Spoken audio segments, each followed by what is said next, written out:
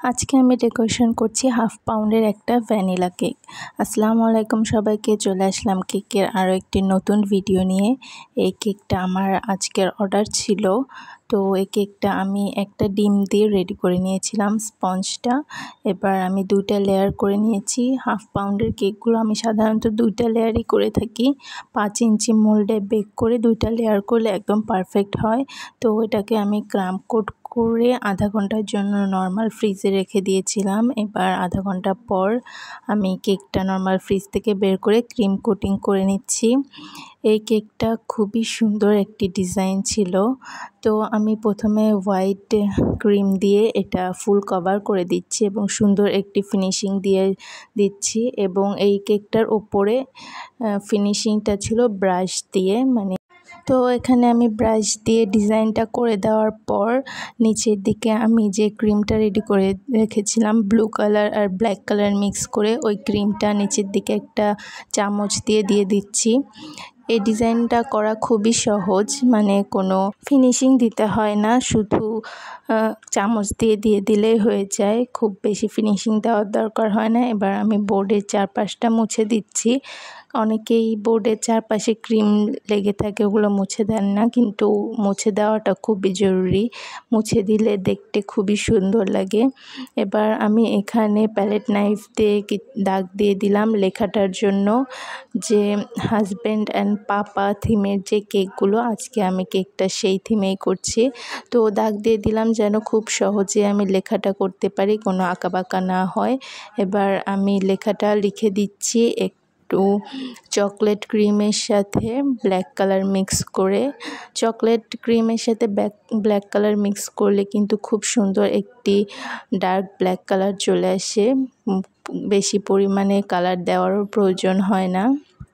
এবার এই লেখাটা আমি লিখছি যে রাইটিং নজেল আছে সেটার সবথেকে ছোট সাইজটা দিয়ে, সেই ছোট সাইজ দিয়ে কিন্তু খুব সুন্দর পারফেক্ট একটি লেখা হয়ে যাচ্ছে। এবার ওপরে আরও কিছু ডিজাইন আছে, যেটার জন্য আমি একটা পাইপিং ব্যাগে মাথা ছোট করে কেটে নিয়েছি এবং ব্লু কালারের যে ক্রিম দিয়ে নিচে ডিজাইন করেছি সেই একই ক্রিম ওপরে দিয়ে কিছু হার্ট শেপ করে দিচ্ছি। এবং এই কেকের ওপর আমি কিছু সুগার বলস এবং গোল্ডেন লিফ অ্যাড করে দেব। কেকের ওপরে সুগার বলস এবং সাইড দিয়ে গোল্ডেন লিফ, এবং এভাবে কেকের ডেকোরেশনটা খুবই সুন্দরভাবে ফিনিশ হয়ে যাবে। আর আপনারা যদি কেউ আমার কাছে কেক অর্ডার করতে চান তাহলে আমার ফেসবুক পেজ কেক অ্যান্ড ক্রিমে নক দিতে পারেন। আমি যশোরের মধ্যে হোম ডেলিভারিতে কেক দিয়ে থাকি। আপনারা আমার কেকের ডিজাইন ভালো লাগলে কমেন্ট করে জানাবেন, এবং আমার ইউটিউব চ্যানেল থেকে দেখলে আমার চ্যানেলটি সাবস্ক্রাইব করে আমার পাশে থাকবেন। আর ফেসবুক থেকে দেখলে অবশ্যই লাইক ফলো করবেন। তো আমার কেকের ডিজাইন করা প্রায় শেষ, ডেকোরেশনটা প্রায় শেষের দিকে। আমি এখানে সাইড দিয়ে গোল্ডেন লিফ লাগিয়ে দিচ্ছি। এই গোল্ডেন লিফ লাগানো ভিডিওতে যতটা না সহজ মনে হয়, এটা কিন্তু খুবই সময় লাগে এটা করতে।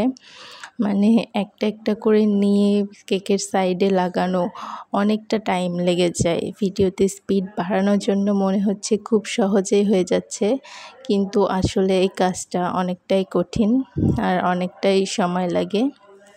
তো যাই হোক, ডিজাইন যেহেতু করব খুব সুন্দর করেই করতে হবে, যতটা সুন্দর আমি করতে পারি সেটাই আমি চেষ্টা করেছি এই কেকটার উপর পুরোটা দিয়ে দিতে। তো আপনারা কমেন্ট করে জানাবেন আমার কেকের ডেকোরেশনটা কেমন হয়েছে। তো দেখুন আমার কেকের ডেকোরেশন প্রায় শেষ, কিন্তু এখানে আমি লেখার উপর যে দাগটা ছিল সেটা দিতে ভুলে গিয়েছিলাম। এখন দিতে যে আমি তো ভয় পেয়ে গেছিলাম যে লেখাটাই এখন নষ্ট না হয়ে যায়, অনেকটা ক্রিম মাঝখানে পড়ে গেছিলো। পরে সেটা আমি খুব সাবধানে তুলে ফেললাম এবং সুন্দর করে 4টা দাগ দিয়ে দিলাম। দেখুন